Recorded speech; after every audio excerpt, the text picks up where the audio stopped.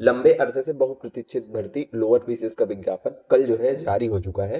तो आज के इस वीडियो में इसी बात की चर्चा करने वाले हैं कि जो लोअर पीसीएस की आपकी भर्ती होने वाली है उसमें कितने पद आए हैं, कब से ऑनलाइन आवेदन होगा। बहुत सारे साथी कंफ्यूज हैं एज को लेकर कि एज कब से मतलब होगी, काउंट होगी कब से।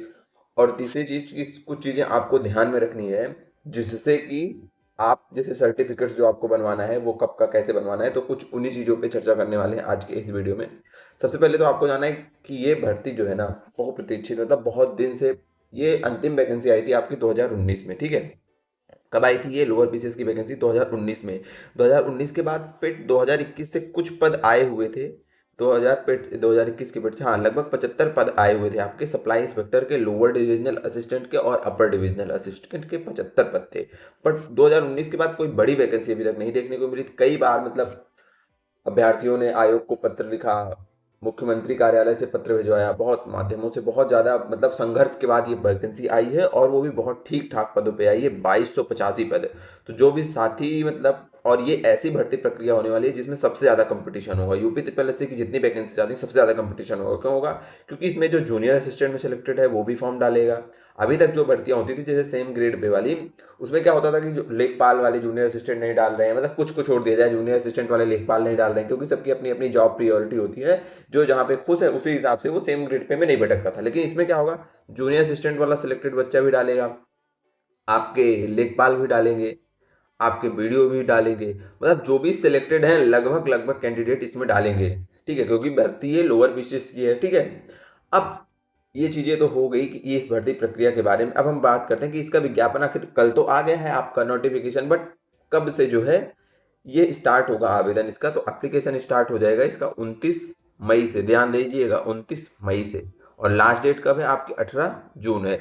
विज्ञापन जो है आपकी जो लास्ट डेट है 18 जून है। बाकी आप सबको पता होगा कि भर्ती प्रक्रिया होती कैसे है। जो भी यूपी ट्रिपल एससी की जुड़े हैं उनको पता होगा कि भैया आप सबसे पहले डालोगे अपना ऑनलाइन आवेदन करोगे। ऑनलाइन आवेदन के बाद आयोग जो है कट ऑफ जारी करता है मेंस परीक्षा के लिए। अभी तो आवेदन सब डाल देंगे जिन्होंने पेड दिया है, फिर वो एक कट ऑफ जारी करेगा कि इतने लोग अब मेंस परीक्षा में बैठ सकते हैं। तो फिर वो लोग जो है अपनी फीस पेमेंट करते हैं फाइनल, और उनका एडमिट कार्ड रहता है और वो क्या करते हैं, वो परीक्षा देते हैं। ये होती है साधारण सी भर्ती परीक्षा जो भी यूपी ट्रिपल एससी की जितनी वैकेंसीज होती हैं।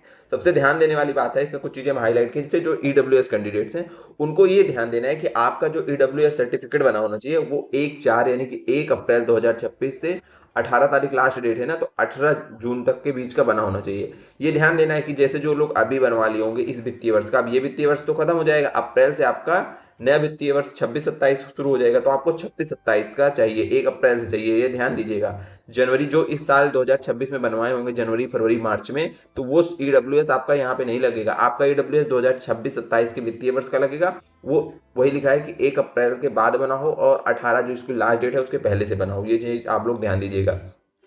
और ईडब्ल्यूएस सर्टिफिकेट बनवाते टाइम दो चीज़ों का ध्यान दिया करिए कि जिस वर्ष के लिए ईडब्ल्यूएस मान्य होता है और जिस वर्ष के आधार पे वो बनता है, दोनों में डिफरेंस होता है। जैसे जिस वर्ष के वित्तीय आधार में बनेगा, जैसे 25-26 के आधार से बनेगा, तो ये मान्य होगा नेक्स्ट ईयर के लिए 26-27 के लिए। मतलब जिस ईयर के लिए मान्य होता है आधार वर्ष एक साल एक वित्तीय वर्ष पीछे चलता है, ये आपको ध्यान देना है।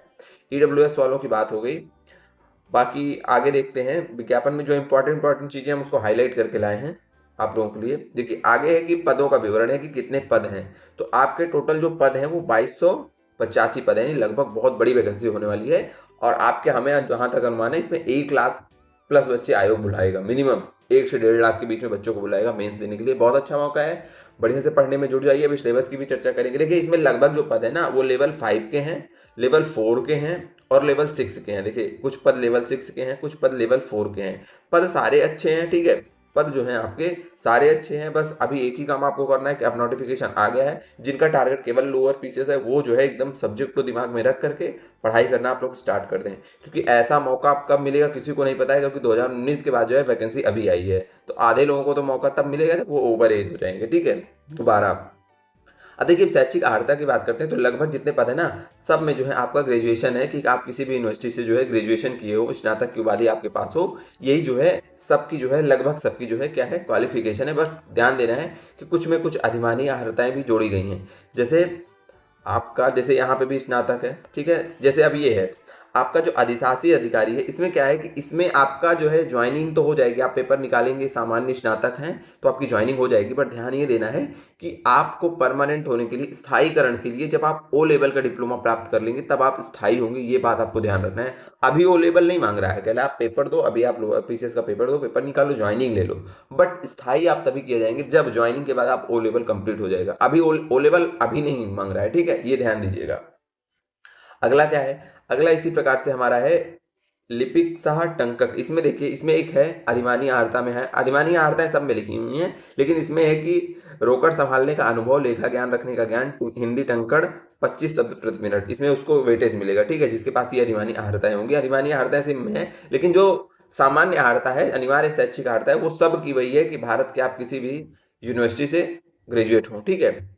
उसके बाद बाकी इसमें जो है एक पद है, जैसे अब कुछ पद हैं, जैसे ये है आपका जिला सहायक प्रतिरक्षण अधिकारी। इसमें क्या है कि ठीक है, आपके पास स्नातक की डिग्री हो लेकिन आप इंटरमीडिएट की परीक्षा में साइंस और मैथ लिए हो, ये इसमें है, ठीक है। तो जो साइंस और जो आर्ट साइड से पढ़े होंगे वो कुछ वैकेंसीज नहीं डाल सकते हैं, ये भी ध्यान देना है, ठीक है।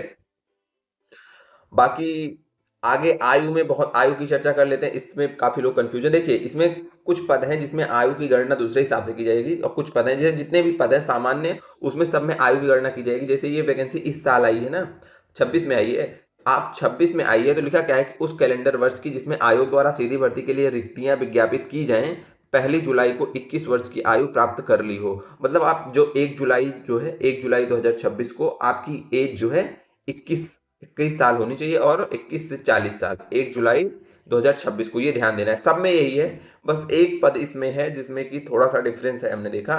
वो पद है आपका केंद्र प्रभारी, उत्तर प्रदेश सड़क परिवहन निगम का। इसमें क्या है कि यदि रिक्तियां 1 जनवरी से 30 जून की अवधि में विज्ञापित या सूचित की जाएं, और 1 जुलाई को यदि रिक्तियां 1 जुलाई से 31 दिसंबर की अवधि में विज्ञापित या सूचित की जाएं तो 18 वर्ष की हो जानी चाहिए, ठीक है। ये कह रहा है कि अगर 1 जनवरी से 30 जून तक की अवधि में आ रहा है नोटिफिकेशन, तो 1 जुलाई को, मतलब सेम इसमें भी 1 जुलाई ही काउंट किया जाएगा। और यदि 31 जुलाई, यदि 1 जुलाई से 31 दिसंबर के बीच में आ रहा है नोटिफिकेशन, तो आपका 1 जनवरी जो है लिया जाएगा। लेकिन यहाँ आपको ये ध्यान देना है कि यहाँ आपका भी 1 जुलाई लिया जाएगा, लेकिन सब में हमने 21 वर्ष देखा, इसमें एज जो है 18 से 40 वर्ष है, इसमें 18 वर्ष ही है, ठीक है। बाकी इतनी चीजें हैं, बाकी चीजें आपको पता है। अब हम चर्चा करते हैं सिलेबस पे, जो कि सबसे इंपॉर्टेंट है। आपका 100 प्रश्न आएंगे, 25% जो है इसमें माइनस मार्किंग होगी, मतलब 1/4 की जो है माइनस मार्किंग होगी। ये आयोग की सभी वैकेंसियों में यही पैटर्न रहता है। अब इंपॉर्टेंट यहाँ पे ये है, अब देखिए वर्तमान में कई साथी लेखपाल की तैयारी करें, आप लोग बिंदास होकर लेखपाल की तैयारी करें, क्योंकि जो सिलेबस है वो आपका एकदम सिमिलर है। बस अंतर ये है ना कि इसमें जैसे कुछ चीजें, जैसे इसमें आपका वही 5 नंबर का ग्रामीण विकास नहीं आएगा, मैथ आ रही है, ठीक है। तो आपका सिंपल सा सिलेबस है, हिस्ट्री है, आपकी पॉलिटी है, ज्योग्राफी है, इकोनॉमिक्स है, साइंस है, ठीक है। उसके बाद इन्वायरमेंट है, उसके बाद आपकी करंट अफेयर है, उसके बाद आपकी रीजनिंग है, मैथ है, हिंदी है, कंप्यूटर है, उत्तर प्रदेश है। अब देखिए जैसे आपके कुछ सब्जेक्ट हैं, कंप्यूटर हो गए, यूपी, सबसे पहले आपको इन्हीं सब्जेक्ट को पढ़ना है। कंप्यूटर एकदम तैयार कर डालिए, यूपी स्पेशल तैयार कर डालिए, और उसके बाद आपका उसके बाद पॉलिटी बढ़िया से पढ़ लीजिए, ठीक है। पॉलिटी के बाद आप इन्वायरमेंट बढ़िया से पढ़ लीजिए। इन सब्जेक्ट को पहले बेहतरीन तरीके से कंप्लीट कर लें, ठीक है, क्योंकि ये आपके वो सब्जेक्ट हैं जो आपके सबसे ज़्यादा नंबर वाले हैं। उसके बाद आपको क्या करना है, उसके बाद बढ़िया प्रैक्टिस करनी है, टेस्ट देना है, और क्योंकि आप पेट दिए हैं तो बेसिक सब्जेक्ट आपके तैयार है, सारे सब्जेक्ट्स का रिवीजन कर लीजिए। ये मौका ध्यान रखिएगा कि ये मौका नहीं मिलेगा, आप साधारण सा एक पेपर देंगे मेंस में और आप सीधे बन जाएंगे क्या, अधिकारी। और ध्यान रखना है कि 2019 के बाद वैकेंसी आ रही है, तो अगली वैकेंसी कब आएगी वो किसी को नहीं पता है।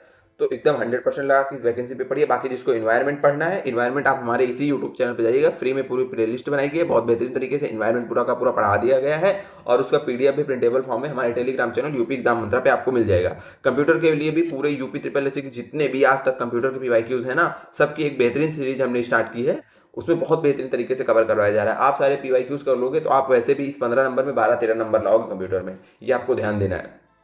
तो हमारे चैनल से बहुत सारे प्रयास किए जाते रहेंगे आप लोगों के लिए। अभी लेखपाल के लिए कर रहा है, सिलेबस सेम है, तो वही सेम चीजें आप लोग भी फॉलो कर सकते हो। बाकी इस वीडियो में बस यही चर्चा करना था, हम सोचे कि आप लोगों के साथ साझा करने की नोटिफिकेशन आ गया है। जो साथी लेखपाल की तैयारी कर रहे हैं अभी उनको कहीं नहीं भटकने की जरूरत है, आप बेहतरीन तरीके से लेखपाल का पेपर दीजिए, आपका पूरा सिलेबस वैसे ही कवर हो जाएगा, ठीक है। बाकी मिलते हैं फिर से किसी नए वीडियो में।